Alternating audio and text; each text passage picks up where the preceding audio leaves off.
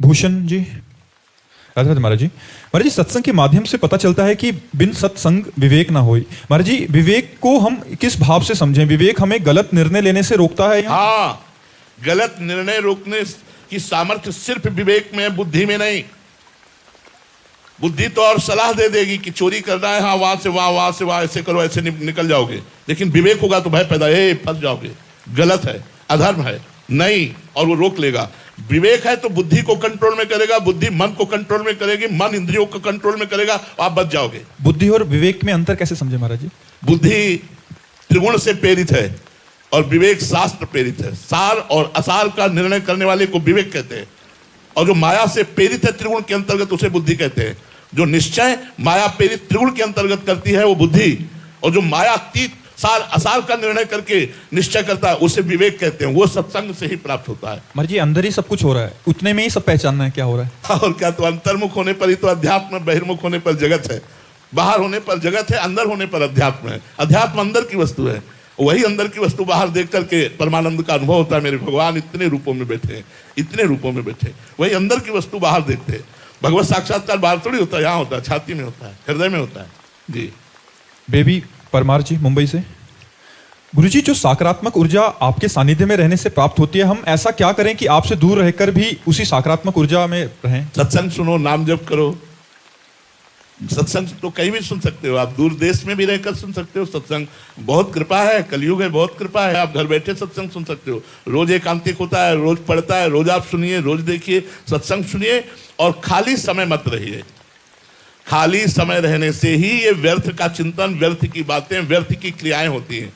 आप बहुत समय कीमती, बहुत समय कीमती, समय से बढ़कर कुछ कीमती नहीं। समय को आप व्यर्थ मत जाने दीजिए, बहुत सावधान होइए। आपका शरीर स्वस्थ है, आपकी बुद्धि ठीक है, आपको समय मिला हुआ है, नाम जप कर लीजिए, परोपकार कर लीजिए, राष्ट्र सेवा कर लीजिए, माता पिता की सेवा कर लीजिए, धर्म से चलिए। कल कैंसर हो सकता है, कल कोई भयानक रोग हो सकता है, कल कोई भयानक विपत्ति फंसा सकती है, फिर आप क्या करेंगे?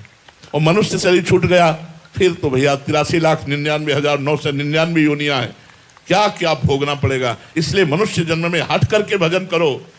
हम कहते हैं 24 घंटे में 24 मिनट तो भगवान के लिए दे दो यार, तुम्हें पूरा सब कुछ दे दिया है भगवान ने। 24 घंटे में 24 मिनट भगवान के लिए दे दो। थोड़ी देर स्वाध्याय करो, शास्त्रों का नाम जप करो। अगर 24 मिनट लग गए तो तुम्हारा बेड़ा पार हो जाएगा। 24 घंटे में 24 मिनट। लोग कहते हैं समय नहीं, हम कई बार विभाग करके समय को बताते हैं कि बेईमानी मत करो समय के साथ, समय तुम बेईमानी में खर्चा करते हो। नहीं, हम कह रहे 24 घंटे हैं, हम 12 घंटे काम के लिए रखते हैं। आप कार्य करो 12 घंटे, 6 घंटे सोने के लिए रखते हैं, 12 6 18, 2 घंटे भोजन के लिए रखते हैं, 18 2 20, 1 घंटे मनोरंजन के लिए रखते हैं, 21। अब कितने बचे? 3 घंटे। 3 घंटे भजन कर लो, तुम आत्मा बन जाओगे। लेकिन कहते हैं हम 24 घंटे बिजी हैं। वाह यार, अच्छी बेईमानी की बात करते हो। कहाँ 24 घंटे कोई बिजी रहता है? कहाँ 24 घंटे? केवल मनोराज्य में बिजी रहते हो, केवल व्यर्थ के प्रपंच में बिजी रहते हो। वही जो खाली समय है आप हमें दे दीजिए, हमारी बात मान लीजिए, नाम जप कीजिए, सत्संग कीजिए, शास्त्र स्वाध्याय कीजिए, आपका जीवन उन्नतिशील हो जाएगा। आप लोक में और परलोक में दोनों जगह आनंद प्राप्त करेंगे। सोनाली जी, नागपुर से। राधे राधे महाराज जी। महाराज जी, जितनी खुशी मुझे प्रपंच करने में मिलती है उतनी खुशी नाम जप में नहीं मिलती।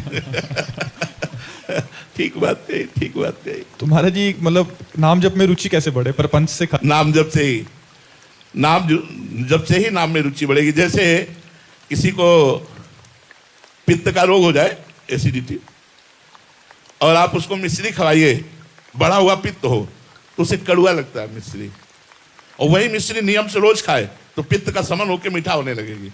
ऐसे ही नाम अमृत है। राधा नाम सुधा रसम दसी तुम जिह्वास्त में बिवहला। राधा नाम अमृत, राम नाम अमृत, कृष्ण नाम अमृत। लेकिन मुझे कड़वा लगता है, प्रिय नहीं लगता। क्यों? भव रोग बढ़ा हुआ है, माया रोग बढ़ा हुआ है।